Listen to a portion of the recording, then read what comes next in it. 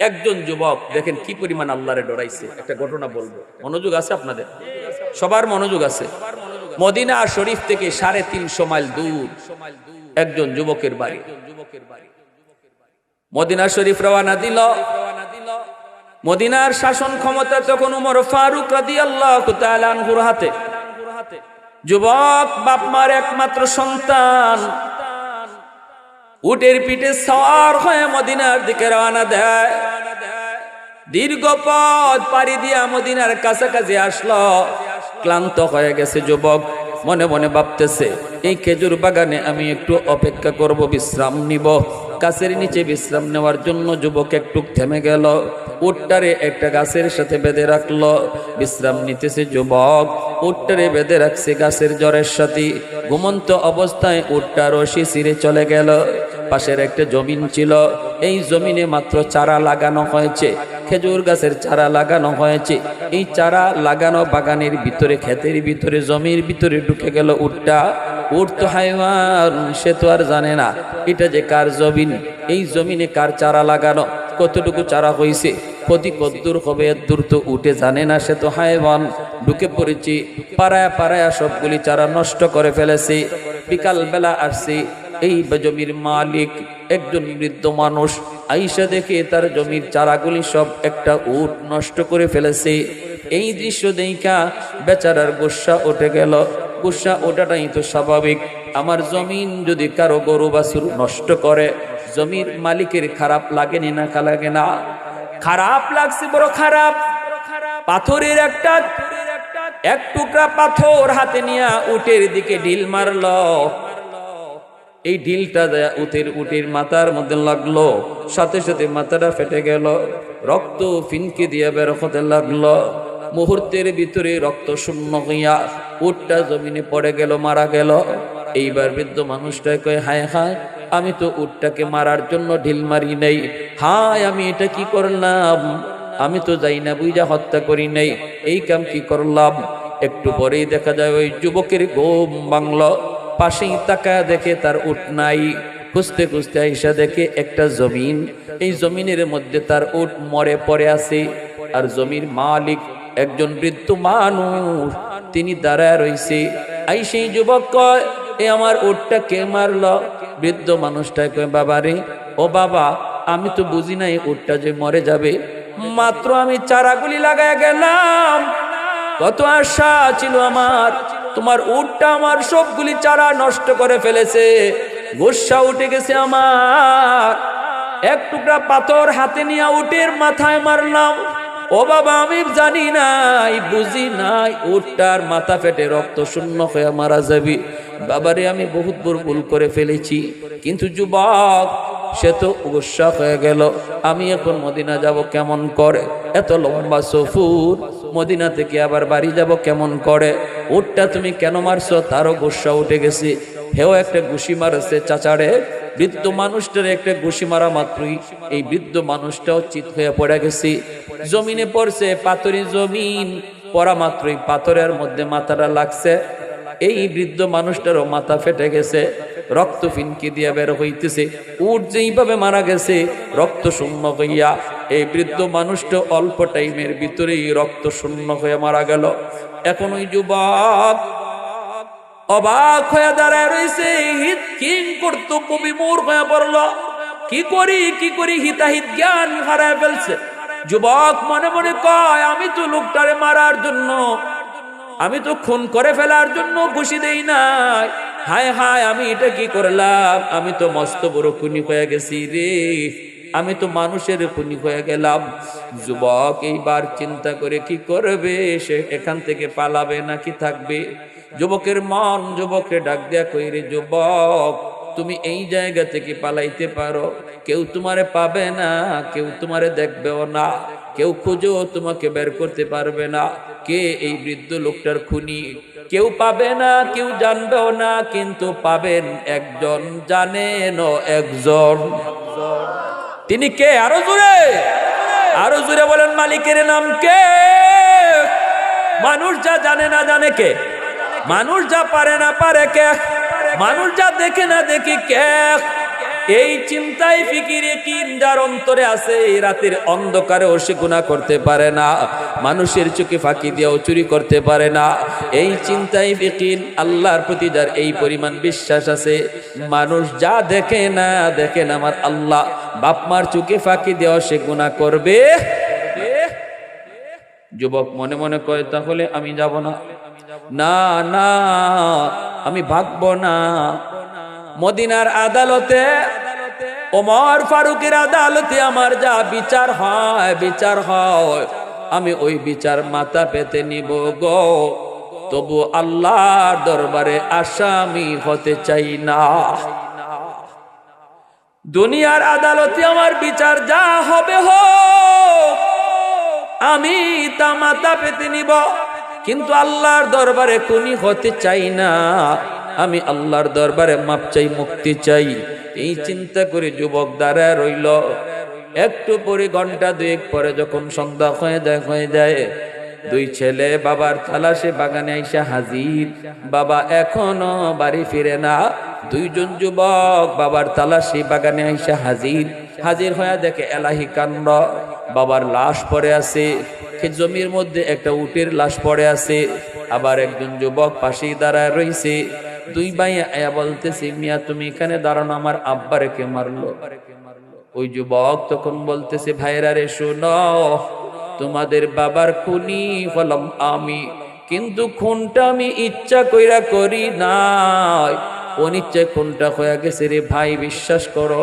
আমার উটটা উনি মেরে ফেলছে, এই গুসায় আমি একটা ঘুষি মারছিলাম, আমি বুঝতে পারি নাই ইনি জমিনে পড়ে যাবে আর পাথরের মধ্যে আঘাত লেগে মাথা ফেটে যাবে, এইভাবে হয়ে গেছে খুন।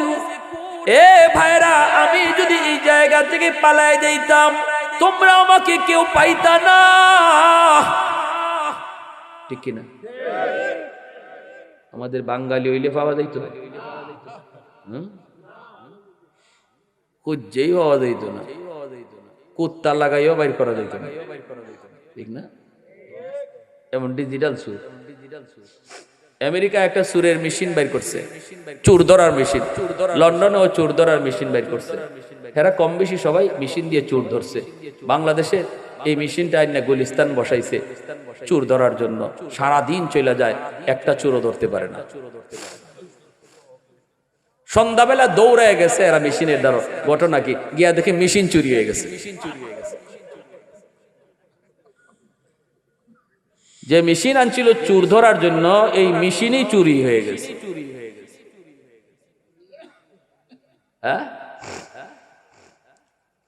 কিন্তু নবীর যুগের যুবক যার অন্তরে আল্লাহর ভয়, নবীর সাহাবীদের যুগের যুবক, চিন্তা করো, যার অন্তরে আল্লাহর ভয়, সে পারত অপরাধ করে এখান থেকে চলে যেতে, কিন্তু না।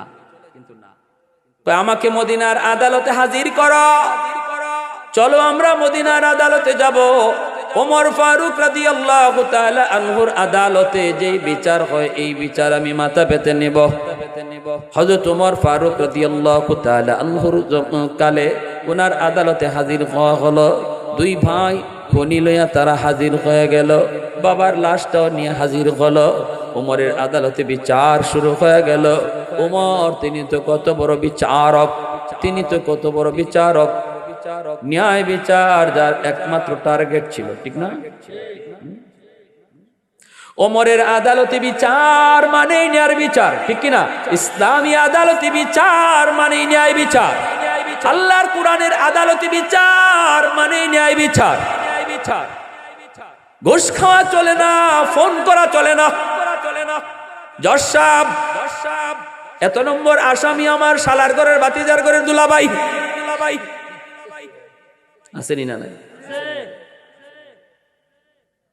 দেখা যায় সব আসামি আটকা, হে বেকসুর খালাস, কারণ মন্ত্রীর শালার ঘরের দুলাভাই, ঠিক না?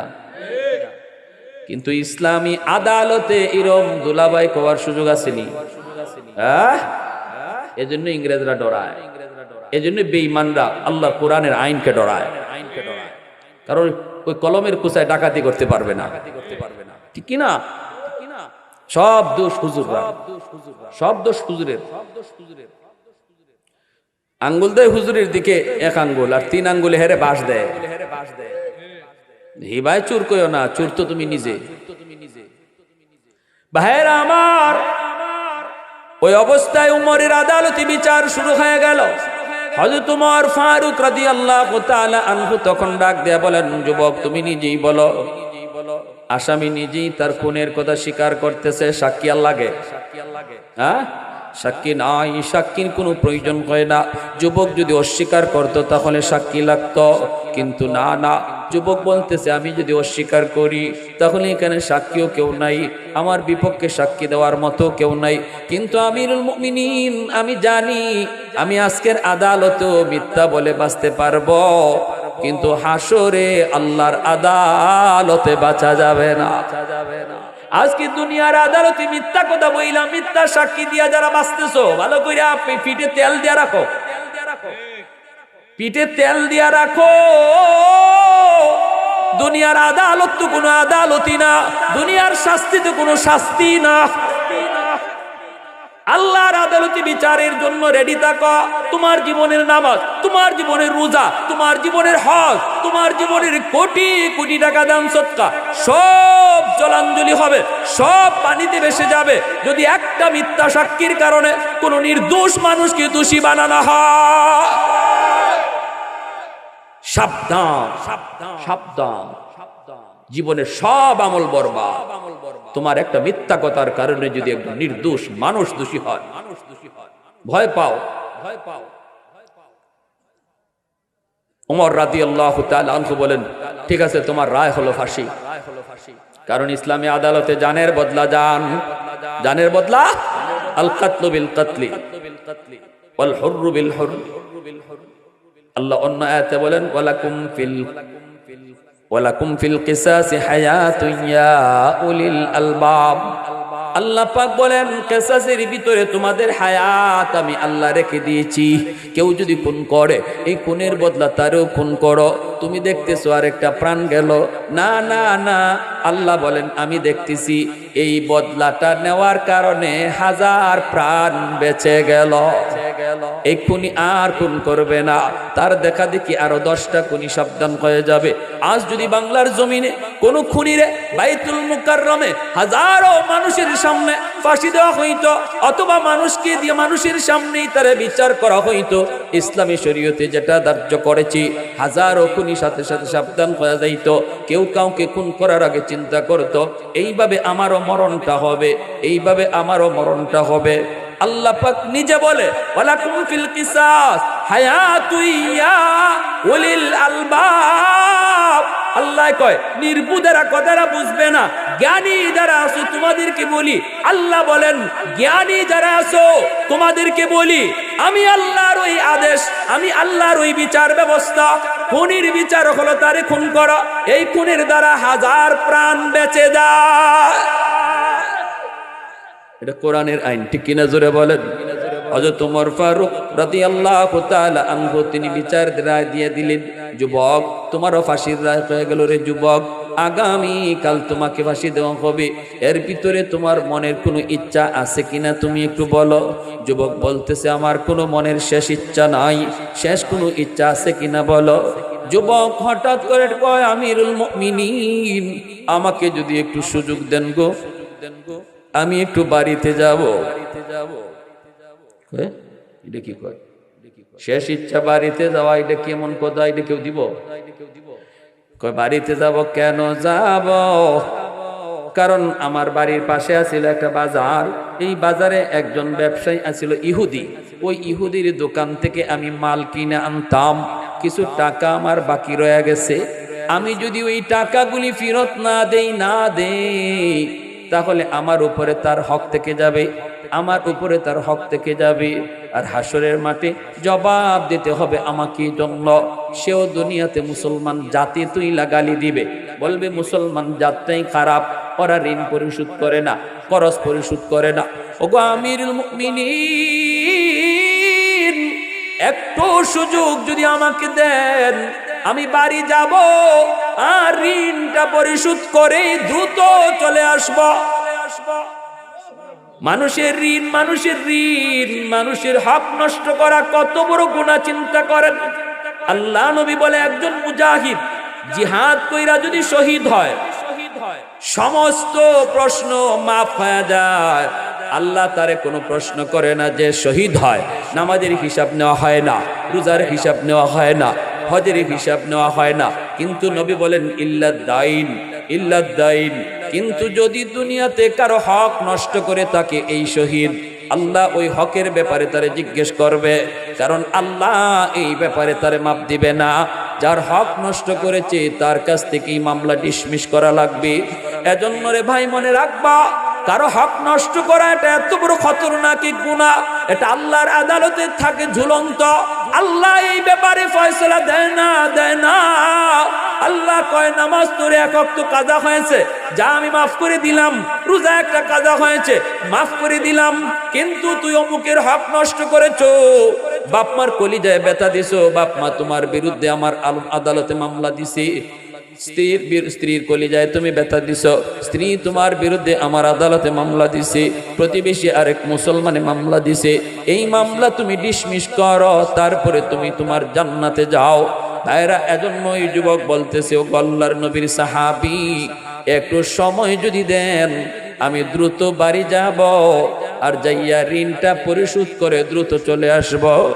আমিরুল মুমিনিন উমর ফারুক রাদিয়াল্লাহু তাআলা আনহু তিনি বলেন, যুবক কেমন করে তোমাকে আমি বাড়ি দেব রে যুবক, কেমন করে, কোন ভরসায়? ফাঁসির একজন আসামি বাড়িতে গেলে পরে আবার ফেরত আসবে, এর কি গ্যারান্টি আছে? গ্যারান্টি তো নাই, কোনো গ্যারান্টি তো নাই। হ্যাঁ, দিতে পারি একটা শর্তে, মদিনায় তোমার যদি কোনো জামিন থাকে, মদিনায় যদি তোমার কোনো আত্মীয় থাকে, বন্ধু বান্ধব থাকে, আর কাউকে জামিন তুমি বানাইতে পারো, তাহলে তোমাকে আমি ছুটি দেব, সুযোগ দেব বাড়িতে যাবার। যুবক কয়, আমিরুল মুমিনিন, তাহলে আমার আর সুযোগ নাই, কারণ মদিনায় আমার কোনো বাড়ি নাই, ঘর নাই, মদিনায় কোনো আপন বলতে কেউ নাই, মদিনায় আমার বন্ধু বান্ধব কেউ নাই। আমি শুধু আপনার দরবারে আসতে চেয়েছিলাম এক নজর আপনাকে দেখার জন্য। মদিনায় আমার কেউ নাই, আপন বলতে কেউ নাই, আমার পক্ষে কেউ জামিন হবে না গো, আমার পত্রে কেউ জামিন হবে না। দয়া করে আপনি আমাকে ফাঁসিতে ঝুলাইয়া দেন, আমাকে আপনি ফাঁসিতে ঝুলাইয়া দেন। হযরত ওমর জল্লাদকে নির্দেশ দিলেন, জল্লাদ যাও, যাও তোমার কাজ তুমি শুরু করো। জল্লাদ যখন আগাইতে লাগলো ফাঁসিতে ঝুলাবে, ওই মুহূর্তে মসজিদে নববীর ভিতর থেকে একজন সাহাবী হাত উঠে কয়, আমিরুল মুমিনিন, জল্লাদকে থামাও, আমার ভাইয়ের পক্ষে আমি জামিন হইলাম। সমস্ত মদিনার মানুষ, মসজিদ নববীর মানুষ সবাই তাকায় রইল। একজন খুনির জামিন হতে চায় কে? যে তার কেউ না, রক্তের মানুষও না, আপন বলতেও কেউ না, বন্ধুও না, জানেও না। কে সে যে জামিন হয়ে দিতেছে? তিনি আর কেউ নন, তিনি আমার নবীর অনেক বিখ্যাত একজন সাহাবী, যার নাম হলো আবু যর গিফারি রাদিয়াল্লাহু তাআলা আনহু। জোরে বলুন আল্লাহু আকবার। হযরতে আবু যর গিফারি খাদেমে খায়রুল বাশার, হযরতে আবু যর গিফারি খাদেমে খায়রুল বাশার, खिदमतों में जिंदगी भर न बनाया अपना घर, खिदमतों में जिंदगी भर न बनाया अपना घर। এমন এক বড় সাহাবী আবু যর গিফারি, যিনি সারা জীবন আমার নবীর খেদমত করছেন, আর খেদমত করতে গিয়া নিজের ঘর পর্যন্ত বানান না। এত বড় একজন জলিলুল কদর সাহাবী। জল্লাদ, থামো, আমার ভাইয়ের পক্ষে আমি জামিন হলাম। ওমর ফারুক রাদিয়াল্লাহু তাআলা আনহু বলতেছে, আবু যর, ও আবু যর, তোমার হুঁশ আসেনি? কার পক্ষে তুমি জামিন হইতেছো? তারে তুমি চিনো না, জানো না? সে যে নির্ধারিত সময়ে মদিনায় আবার আসবে, গলায় রশি দেওয়ার জন্য, ফাঁসিতে ঝুলার জন্য কোনো গ্যারান্টি নাই রে আবু যর। একটু ভাববে চিন্তে তুমি জামিন হও। সে তো তোমার কোনো সম্পর্কের নয়, সে তো তোমার কোনো আত্মীয় নয়। আবু যর গিফারি তখন বলতেছে, আমিরুল মুমিনিন, আমার ওই ভাইয়ের সাথে আমার রক্তের কোনো সম্পর্ক নাই, কিন্তু একটা সম্পর্ক আছে ইমানের। সুবহানাল্লাহ, সুবহানাল্লাহ জোরে খান। রক্তের সম্পর্ক নাই, কিন্তু একটা সম্পর্ক আছে, ইমানের সম্পর্ক। সেও মুমিন, আমিও মুমিন। সেও এক আল্লাহর গোলাম, এক নবীর উম্মত, আমিও এক আল্লাহর গোলাম, এক নবীর উম্মত। তার সাথে আমার সম্পর্ক হলো ইমানের সম্পর্ক, আর নবীর হাদিস হলো ইমানের সম্পর্ক রক্তের সম্পর্কের চেয়ে আরো বেশি গভীর হয়। রক্তের সম্পর্ক ভোলা যায়, কিন্তু ইমানের সম্পর্ক ভোলা যায় না। ছেলে যদি বেঈমান হয়, বাবা যদি ইমানদার হয়, ছেলের সাথে বাবার কোনো পরিচয় নাই, সম্পর্ক রাখা যায় না। কিন্তু যদি পৃথিবীর এক প্রান্তে একজন মুমিন হয়, পৃথিবীর অন্য প্রান্তে আরেকজন মুমিন হয়, নবীর হাদিসে তারা দুইজন আপন ভাই। আল মুসলিম আখুল মুসলিম। আমার নবী বলেছেন মুসলমান ভাই ভাই, ভাই ভাই। মুসলমান ভাই ভাই বলেছেন ইমানের সম্পর্কে, রক্তের সম্পর্কে নয়। ইমানের সম্পর্ক কখনো অপরিচিত হয়ে যায়, বাতিল হয়ে যায় যদি ইমান না থাকে। রক্তের সম্পর্ক বাতিল হয়ে যায় যদি ইমান না থাকে। আর ইমানের সম্পর্ক যেখানেই থাক সেখানেই ভাই বানায়া দেয়, ভাই বানায়া দেয়। এজন্য সে আমার ভাই। কথা বলে কে এখানে? আমি কথা বলে কে? সাথে সাথে আমিরুল মুমিনিন খলিফাতুল মুসলিমিন হযরত ওমর ফারুক রাদিয়াল্লাহু তাআলা আনহু তখন বলতেছেন, আবু যর, তাহলে তুমি ঠিক বলেছ, ঠিক বলেছ, জামিন হবা? বলে হ, জামিন হলাম। ওমর ফারুক রাদিয়াল্লাহু তাআলা আনহু তখন যুবককে বলতেছেন, যুবক, তাহলে তোমাকে সময় দেওয়া হলো, দ্রুত তুমি বাড়িতে চলে যাও, দেরি করবা না। তুমি তাড়াতাড়ি করে ঋণটা পরিশোধ করবা। দ্রুত বেগে আবার আগামী মাসে শুক্রবার জুম্মার আজানের আগে আগে মদিনায় তুমি হাজির হয়ে যাবা। দ্রুত বেগে একটা ঘোড়া দিয়া হযরত ওমর তারে পাঠায় দিলেন। আর মদিনার সমস্ত মানুষ জানে এই খুনির পক্ষে জামিন হলেন আবু যর গিফারি। হযরত ওমর বলেন, আবু যর, যদি এই যুবক যদি জুম্মার আজানের আগে মদিনায় না হাজির হয়, তোমাকে যুবকের বদলা ফাঁসি দেওয়া হবে। তুমি ভালো করে বুঝো রে আবু যর, যদি এই যুবক হাজির না হয় তোমাকে ফাঁসি দেওয়া হবে, ফাঁসি দেওয়া হবে। আবু যর গিফারি বলেন, আমি রাজি আছি, কোনো অসুবিধা নাই। আমার ভাইকে আপনারা মুক্তি দেন, ছুটি দেন, সময় দেন, সুযোগ দেন। দ্রুত বেগে যুবক ঘোড়ার পিঠে সওয়ার হইয়া বাড়ির দিকে রওনা দেয়। দ্রুত বেগে বাড়িতে হাজির হয়। মার কাছ থেকে, বাবার কাছ থেকে অল্প কথা বইলা বাজারে চলে যায়। যাইয়া আসে তার ওই ঋণটা পরিশোধ করে। এরপরে আবার ঘরে চলে আসে। এই সেই মার সামনে সেই যুবক চোখের পানি সেইরা কান্দে আর কই, মা গো, ও মা, তোমার সন্তান জীবনের শেষবারের মতো একবার দেখে নাও, আর সন্তানকে দেখতে পাবা না। আর কোনো তোমাদের সন্তান নাই, আমি একমাত্র সন্তান। কিন্তু মা গো, মা, আমাকে দুধের দাবিটা মাফ করে দিও। বাবা, তুমি আমাকে মাফ করে দিও, হক আদায় করতে পারি নাই। মা, তোমার হক আদায় করতে পারি নাই। বাবা, তোমার হক আদায় করতে পারি নাই। বইলে যেই মাত্র যুবক কান্না শুরু করছে, মা জড়ায় ধরে কান্দে, চোখের পানি ফেলায়। মায় কয়, বাবা কি হইছে ক না, কি হইছে ক, কি হইছে তুই ক। যুবক কয়, মা গো, তোমার ছেলে মদিনার আদালতে খুনি সাব্যস্ত হয়েছে, ফাঁসির রায় হয়েছে উমরের আদালতে। আগামী মাসে শুক্রবার দিন জুম্মার পরে ফাঁসি দেওয়া হবে গো মা। আমি ইচ্ছা করে খুন করি নাই গো মা। তোমার ছেলে ইচ্ছা করে কাউরে খুন করতে পারে না, অনিচ্ছায় হয়ে গেছে, হয়ে গেছে। কিন্তু এটা তো ইসলামী আদালত, ওমরের আদালত, রায় হয়ে গেছে ফাঁসি। আমি একটু সুযোগ নিয়ে আসছি শুধু ঋণ পরিশোধ করার জন্য। মা আমাকে সারো, দেরি করবা। নারী পুরুষ সব মসজিদে নববীর সামনে হাজির হয়ে গেল। জুম্মার নামাজ শেষ হয়ে গেল। এইদিকে হযরত আবু যর গিফারির বাড়িতে ওমর লোক পাঠায় দিলেন, যাও আবু যর গিফারিকে নিয়ে আসো, নিয়ে আসো, কারণ সে যে খুনির জন্য জামিন হয়েছিল, এই খুনি তো এখনো মদিনায় আসে নাই, অতএব তাকে ফাঁসি দেওয়া হবে। আবু যর গিফারির বাড়িতে আইসা সরকারি পুলিশ হাজির। আবু যর গিফারি হ্যান্ডকাপ লাগাইতে চায়। আবু যর কয়, না না, আমাকে ধরবা না, আমি খুশি মনে হাজির হব। আবু যর গিফারি হাসে, মদিনার মানুষ কান্দে। মসজিদে নববীতে যায় আসামির কাঠগড়ায় দাঁড়াইলেন। মদিনার নারী পুরুষ হাউমাউ করে কাঁদতেছে, হাউমাউ করে কান্দে। এত নির্দোষ, এত নিষ্পাপ একজন মানুষ আবু যর গিফারি, আজ বুঝি মদিনার মাটিতে তারে ফাঁসি দেওয়া হবে গো। কেউ সেটা বরদাস্ত করতে পারতেছে না। হযরত ওমর ফারুক বিচারকের আসনে বসা, মদিনার মানুষ দেখে আমিরুল মুমিনিন এত শক্ত দিলের ওমর, তিনিও কাঁদতেছেন। ওমর ঘোষণা দিয়া দিলেন জল্লাদকে, জল্লাদ যাও আবু যরকে ফাঁসিতে ঝুলাও। জল্লাদ, যেই জল্লাদ এত বড় কঠিন জল্লাদ, জীবনে সে কোনোদিন কাউকে ফাঁসিতে ঝুলাইতে কাঁদে না।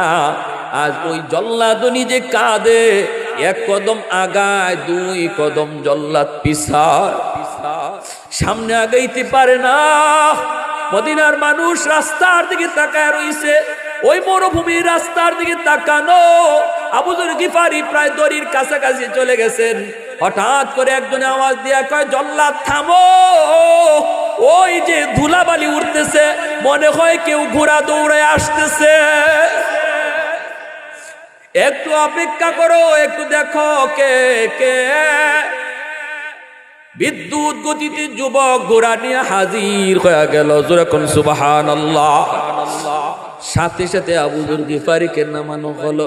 যুবক ঢুইকেই বলতেছে, আমিরুল মুমিনিন বেয়াদবি মাফ করবেন, আমি ইচ্ছাকৃত দেরি হয় নাই, ঘোড়ার জিন পোস্টটা ভেঙে গেছিল, আরেকটা একজন প্রতীকের অপেক্ষা করার প্রয়োজন ছিল, সহযোগিতার প্রয়োজন ছিল, তারপরে আমার আসতে হয়েছে, একটু দেরি হয়ে গেছি।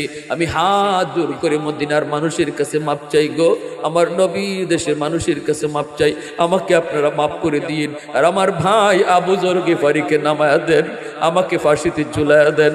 মদিনার মানুষের তখন কান্না থামলো। এবার যখন যুবককে ফাঁসিতে ঝুলানো হয়, মদিনার মানুষ আবার কান্না শুরু করে দিল।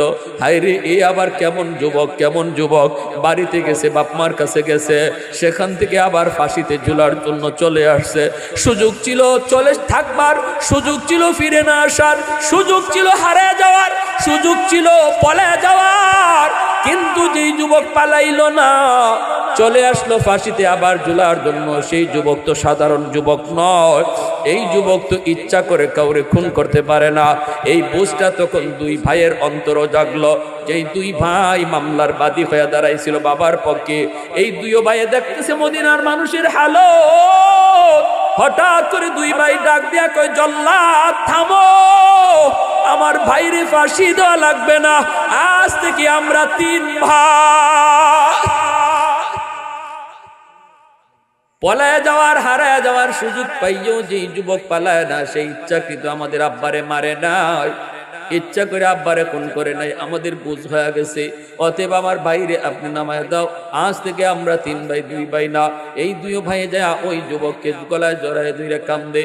মদিনার মানুষের তখন হাসি, মদিনার মানুষের মুখে তখন আনন্দ।